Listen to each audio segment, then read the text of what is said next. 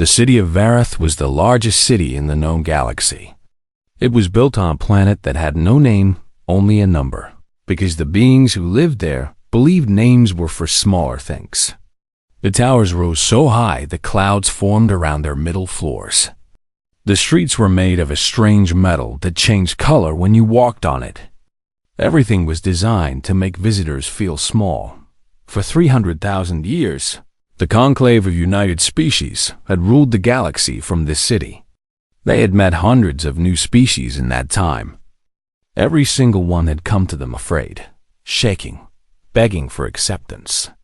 The Conclave liked it that way. Fear meant control. Fear meant safety. But today was different. Commander Park Do-yeon walked through the main gate of the Senate Plaza like he was walking into his own home.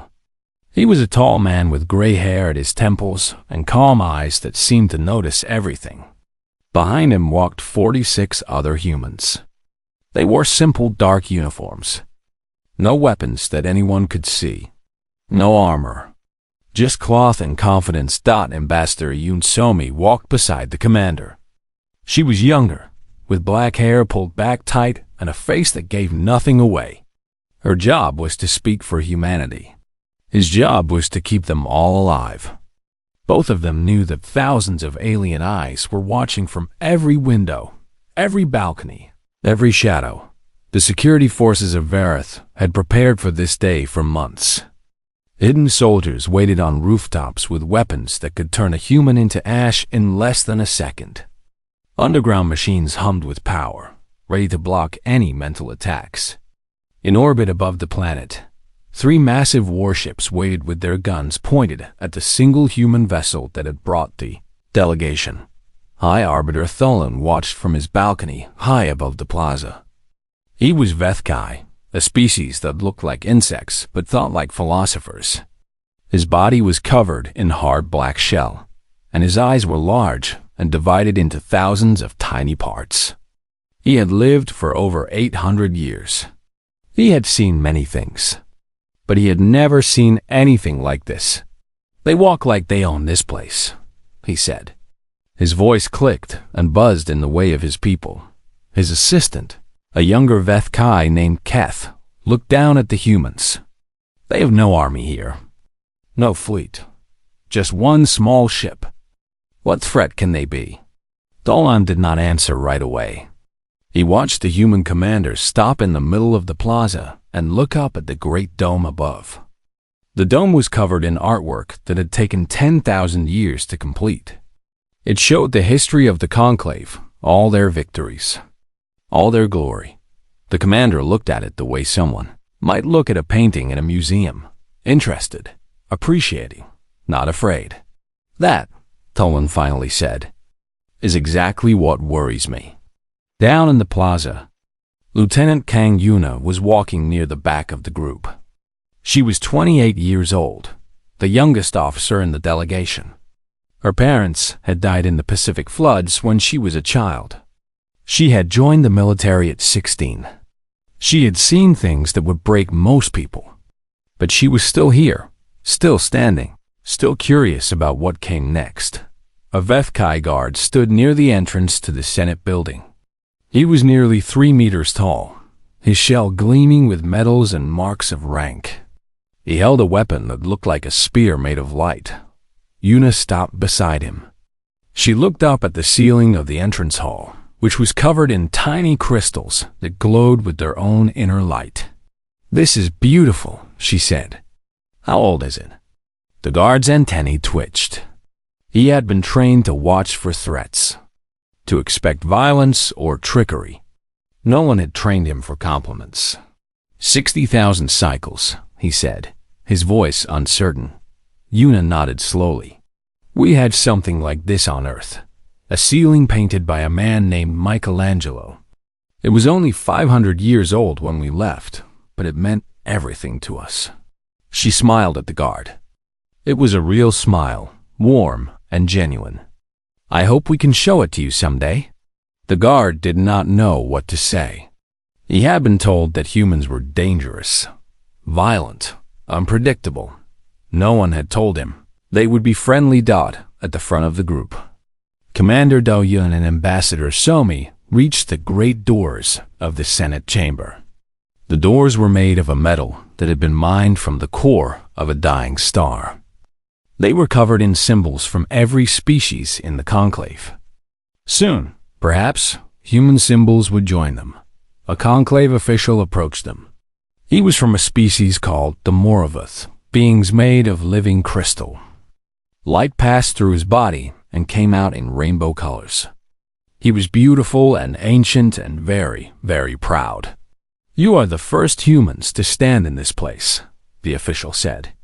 "Do you understand the honor?" Ambassador Somi looked at him with her unreadable eyes.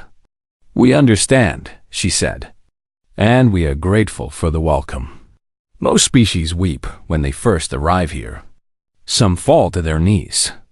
Some cannot even speak." Somi nodded politely.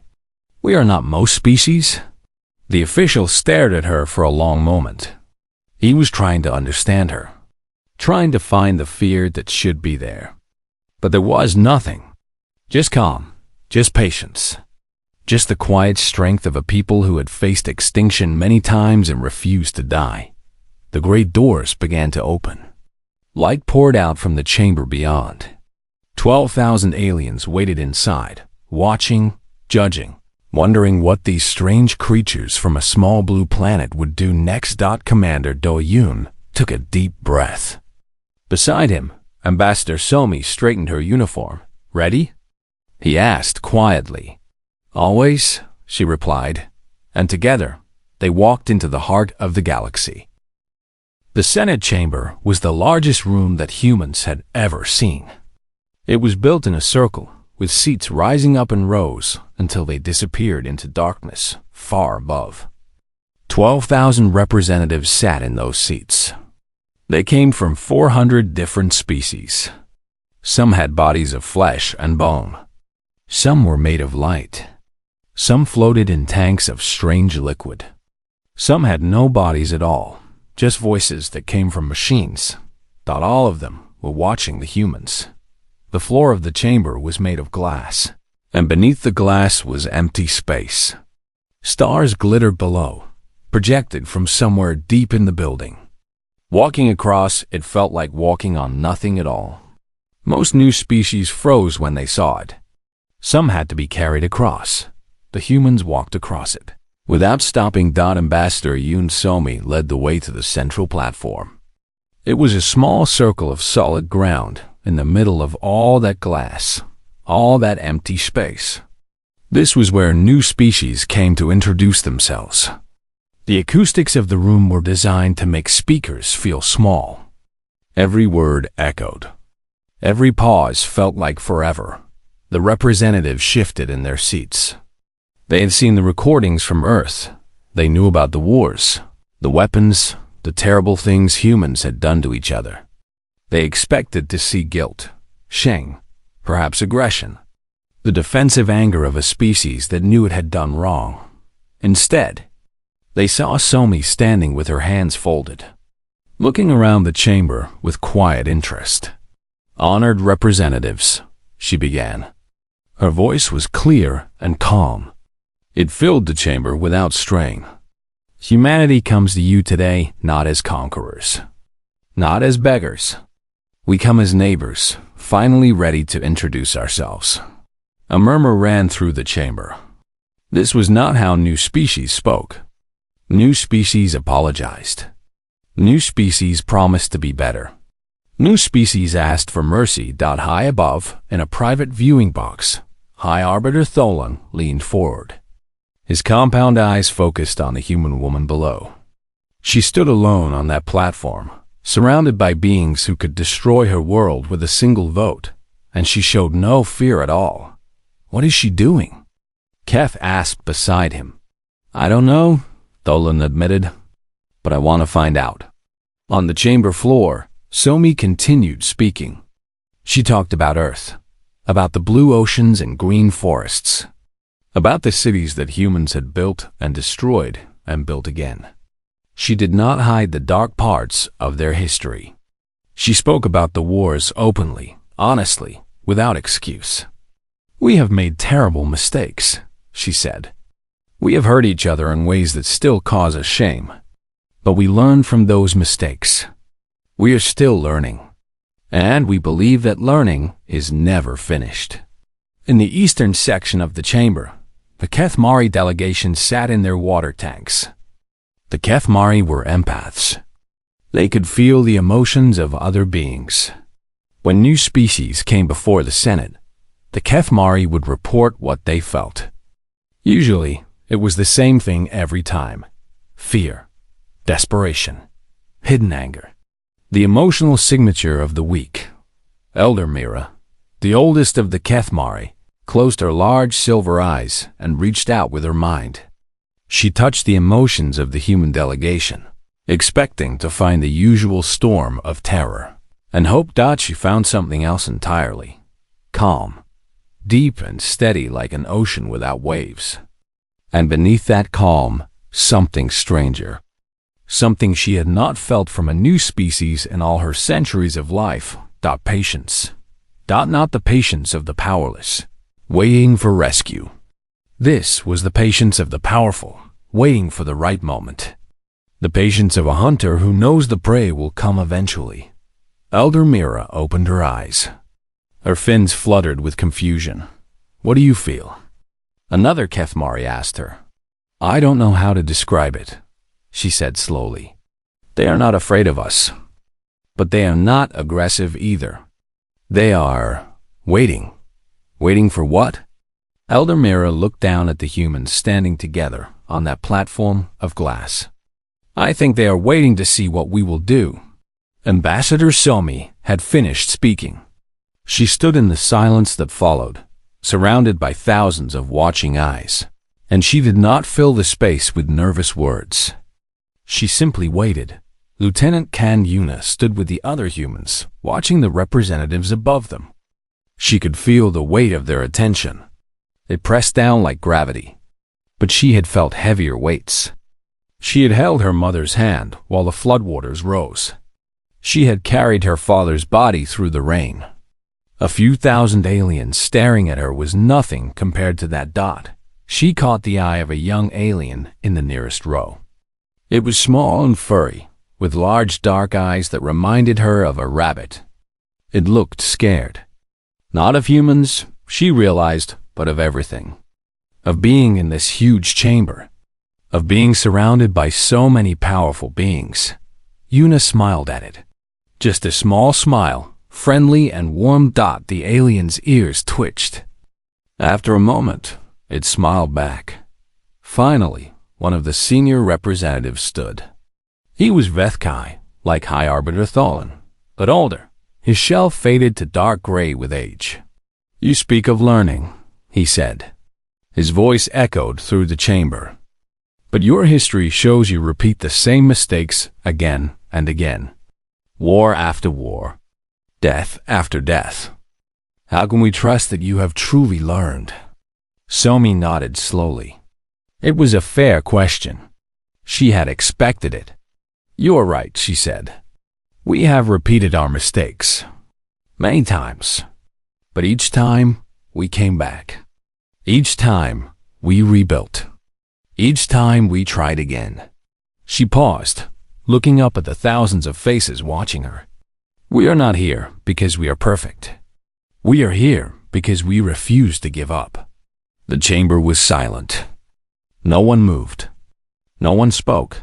And somewhere in the highest rows, in the oldest seats, beings who had lived for millions of years felt something they had not felt in a very long time. They felt curious. The room beneath the Senate was cold and gray. There were no windows. The walls were made of a metal that blocked all signals, all thoughts, all escape. It was designed for one purpose only: to break down new species. To find their weaknesses, to learn what they feared most. They called it an integration interview. But everyone knew it was something else. Dr. Li Jiwu sat alone at a metal table. He was a thin man with glasses and gentle hands. Back on Earth, he had been a professor of history. He had spent his life studying how civilizations rose and fell. Now he was sitting in an alien basement, about to be judged by beings older than human writing. 12 analysts sat across from him.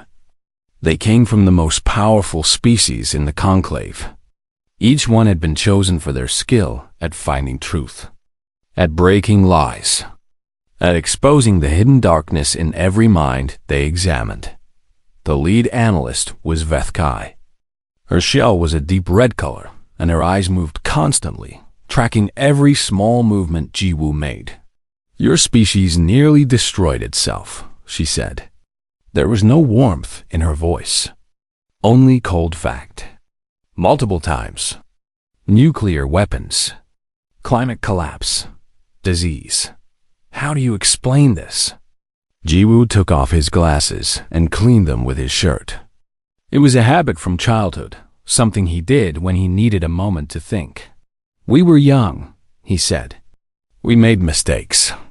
Mistakes that killed billions of your own people. Yes." He put his glasses back on. "And we learned from them." A Moraveth analyst leaned forward. Light rippled through his crystal body, changing from blue to red. "You learned?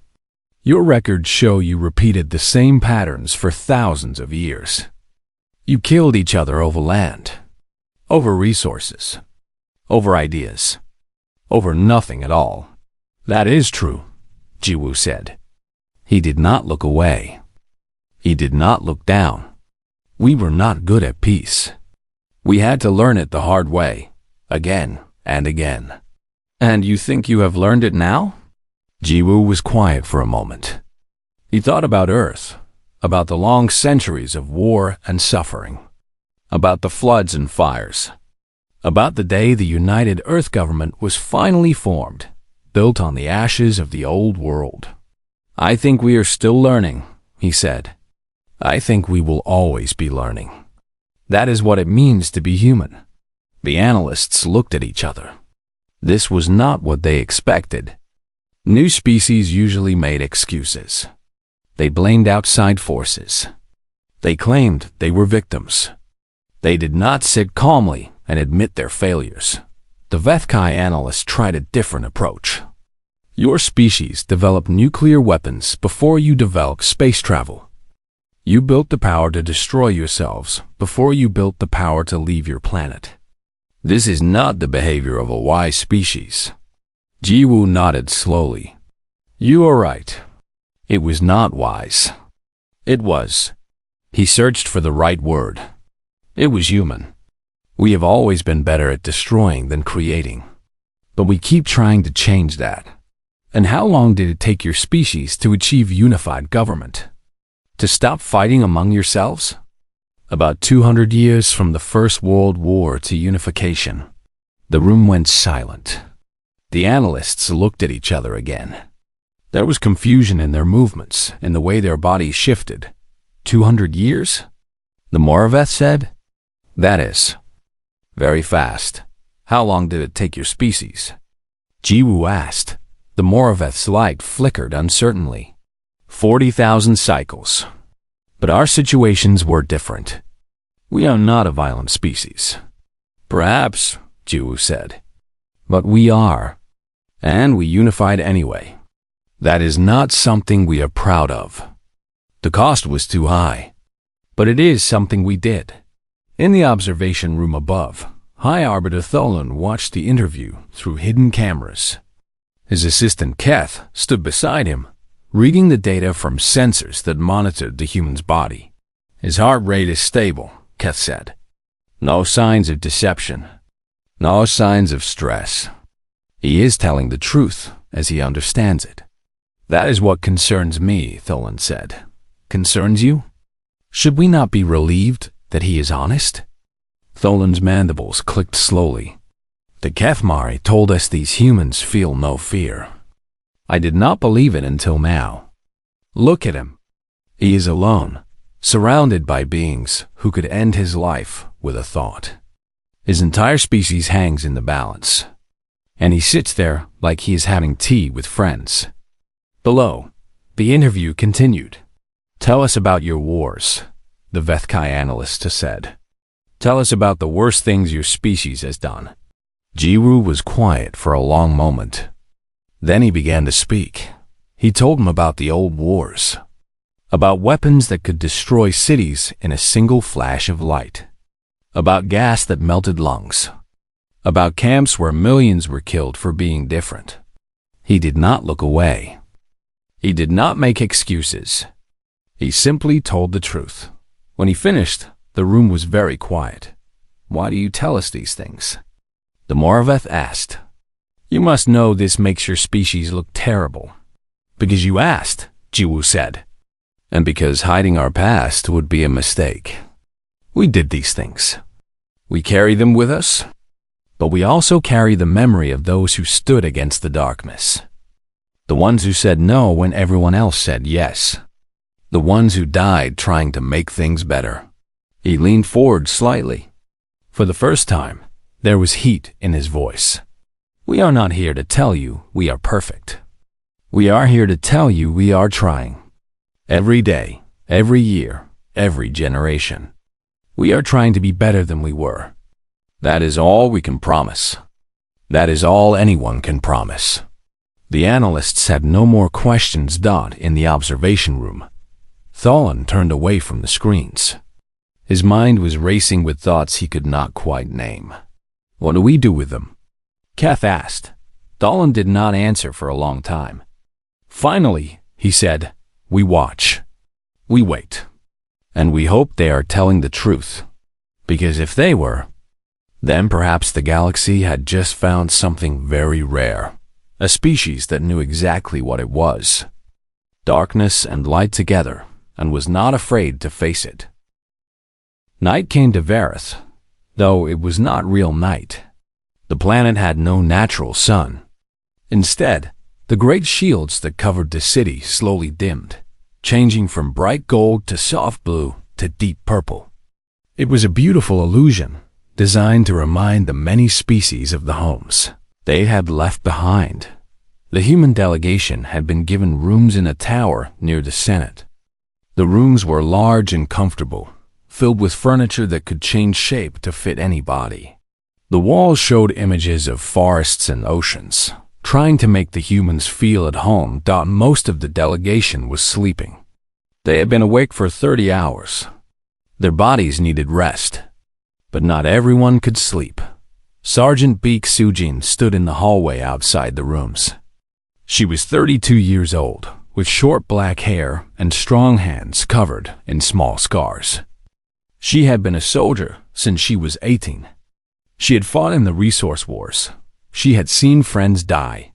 She had done things that still visited her in dreams. Now she stood alone in an alien hallway, watching, waiting, protecting. A Vothkai guard approached her. He was the same one from the entrance hall, the tall one with the light spear. He was off duty now, but he could not sleep either. He'd been thinking about the humans all night. "You do not rest?" he asked.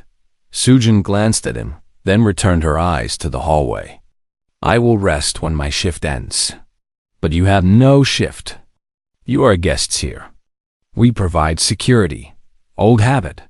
Sujin's voice was soft but firm. "On Earth, we call it standing watch. Someone always stays awake. Someone always protects the others." The guard moved closer. His antennae twitched with curiosity. "Protects from what?" "Our sensors cover every corner of this building. Our weapons can stop any threat in seconds." "I know." Sujin was quiet for a moment. "But machines can fail. Systems can break. People are different. People choose to stay." The guard did not understand. His species had given up standing watch thousands of years ago. They had machines for that now. The idea of choosing to stay awake to suffer tiredness seemed wasteful. "Why do you choose this?" he asked. Sujin thought about the question.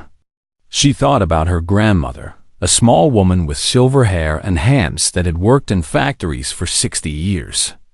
She thought about the night after her parents died, when the floods had taken everything. "When I was 7, she said, my parents died in a flood. The water came so fast. There was nothing anyone could do.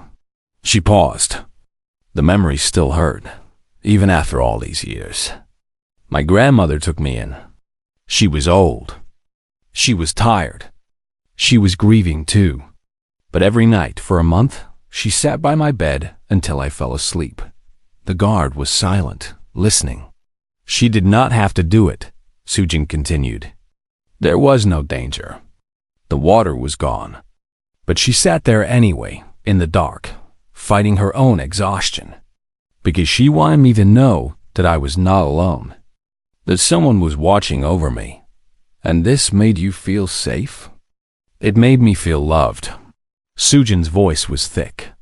There is a difference. The guard thought about this. His species did not have grandmothers in the same way. They were born from eggs, raised in communal groups, taught by teachers who felt no special connection to any single child. Your grandmother, he said slowly, is she still alive? No, she died 8 years ago. In her sleep, peaceful, but you still stand watch. Sujin smiled. It was a sad smile, but also warm. Someone has to. That is what she taught me. That is what all of our ancestors taught us. You do not protect people because you have to. You protect people because you love them. The guard stood beside her in silence. He did not know what to say. His entire life, he had been taught that efficiency was the highest value, that emotions were distractions, that the best systems were the ones that removed the need for sacrifice. But watching this human woman stand alone in the dark, tired and far from home, he felt something shift inside him. May I stand with you? He asked. Sujin looked at him. For a moment, her soldier's mask slipped, and he saw surprise in her eyes. Then she nodded. If you want to. They stood together in the hallway, the human and the alien, watching the doors that protected their sleeping people. Neither of them spoke. Neither of them needed to dot inside the rooms. Commander Park Do-hyun lay awake on his bed. He could not see Sujin in the hallway, but he knew she was there. He had served with her for 15 years. He knew she would never sleep when others were in danger. He thought about Earth, about his wife and daughter, waiting back home, about the message they had sent before the delegation left. Come back safe, his daughter had written. Come back and tell me what the stars are like. He would go back. He would tell her everything. The beautiful towers, the strange aliens, the way the fake night fell over the city like a soft blanket. But he would also tell her about Sujin, about the soldiers who stood watch in the dark, about the grandmother who sat by a child's bed, about the simple, stubborn human choice to protect the ones you love, even when machines could do it better, even when there was no logical reason. That, he thought, was what the galaxy needed to understand about humans. They were not the strongest species, not the oldest, not the wisest, but they were the ones who chose to stand watch, who chose to stay awake, who chose to love even when love was expensive and inefficient and painful. In the hallway, Sujin shifted her weight from one foot to the other. The guard beside her did the same. They were both tired. They would both stay anyway, and somewhere in the darkness above them, stars that had burned for billions of years continued their ancient light, indifferent to the small beings below. But the small beings kept watching anyway, because that was what they did. The final reception was held in the grand atrium, a space so large that clouds formed near its ceiling. Waterfalls of liquid light fell from impossible heights, splashing into pools that sang with strange music. The floor was covered in living plants from 100 different worlds, their colors shifting and changing with the mood of the room. 12,000 beings filled the space. They ate food that dissolved on the tongue. They drank liquids that tasted like memories. They talked in languages that had been old when Earth's sun was young. And among them, the humans moved like they belonged. Commander Park Do-hyun stood near a fountain, talking with a group of Morveth architects. They were showing him plans for a new building, a structure that would take 500 years to complete. He asked questions. He laughed at their jokes. He treated them like colleagues, not masters. Ambassador Yoon Somi was across the room, deep in conversation with a delegation of beings who lived in the atmospheres of gas giants. They had no solid bodies, just clouds of thinking gas held together by electromagnetic fields. She was explaining human music to them, describing how sound waves could make people feel joy or sadness. Dr. Lee Jiwoo had found a quiet corner where young aliens had gathered. He was teaching them a card game from Earth, something called poker. The aliens did not understand bluffing at first. The idea of lying for fun was strange to them. But Jiwoo was patient, and soon they were laughing and betting with chips made of solidified light. Lieutenant Kang Yuna walked through the crowd with a drink in her hand. She stopped to admire a sculpture made of frozen time. She complimented the Kathmari elder on the beauty of their water tank. She asked a young Vethkai about their home planet and listened carefully to the answer. High Arbiter. Tholen watched all of this from his traditional seat of honor. A table of rare foods had been placed before him, but he had not touched any of it. He was too busy watching, too busy thinking.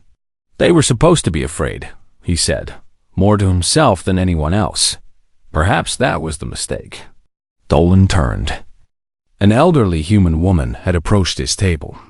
She was small, with white hair pinned up simply and dark eyes that held surprising depth. She wore the same uniform as the others, but there was something different about her. Something calm and old.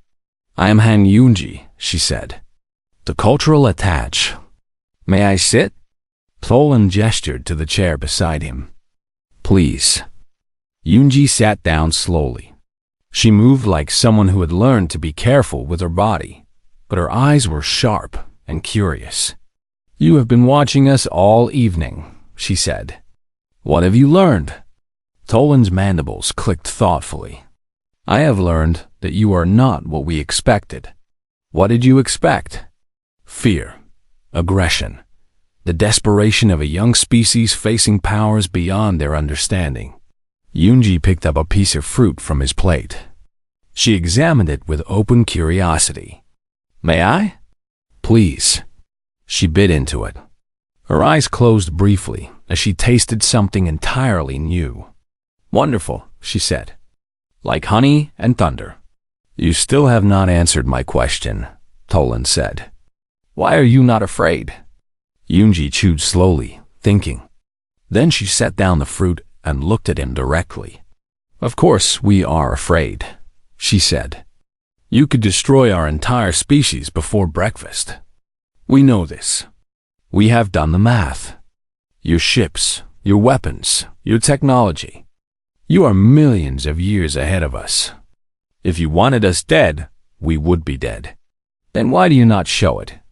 Because fear is a tool, Yoonji said. Not a master. Our ancestors learned this a long time ago, when the night was full of things that wanted to eat them. Fear kept them alert. Fear kept them alive. But it did not control them. They controlled it. Tholen was silent for a moment. That is wisdom beyond your years as a species, not wisdom. Yoonji smiled. Stubbornness. We are very good at refusing to give up. She gestured at the atrium around them, at the humans scattered throughout, talking and laughing and learning. Look at them, she said. They know they might die tomorrow. They know this whole thing could be a trap. But they are here anyway, making friends, learning names, trying to understand. Because that is what humans do. We reach out. We connect. We hope. Hope for what? Yoonji's eyes met his. They were old eyes, he realized. Eyes that had seen suffering and loss, and still chose to see beauty. Hope that the universe is worth exploring, she said. Hope that other minds are worth meeting. Hope that even if you destroy us tomorrow, tonight was worth having. Tholen felt something strange in his chest. It took him a moment to recognize it. Respect. Your species is very strange, he said. I know. Yunji patted his forelimb gently. It was a gesture of affection, he realized, though his species did not touch that way. But you will get used to us. Everyone does, eventually. 3 days later, the conclave voted to grant humanity provisional membership. The vote was not unanimous. Some species thought it was too dangerous. Some thought it was too soon.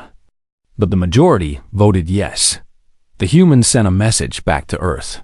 It would take years to arrive, traveling at the speed of light across the vast emptiness between stars. The message was simple. We are in. Start packing. And across the galaxy, in species that had watched with weapons ready and plans prepared, a quiet understanding began to spread. The humans had not conquered them, had not threatened them, had not begged or bargained or broken. They had simply walked in, looked around, and decided to stay. And somehow, that was the most remarkable thing of all. The stars, as always, stayed quiet. They had seen species rise and fall. They had watched empires grow and crumble. They did not care about the small beings who lived and died in their light, but the small beings cared about each other. And now, there was one more voice among them. Strange and stubborn and impossibly young. And for the first time in a very long while, the old voices of the galaxy found themselves listening, because the humans had walked into the capital, and the stars, though they stayed quiet, seemed a little less empty than before.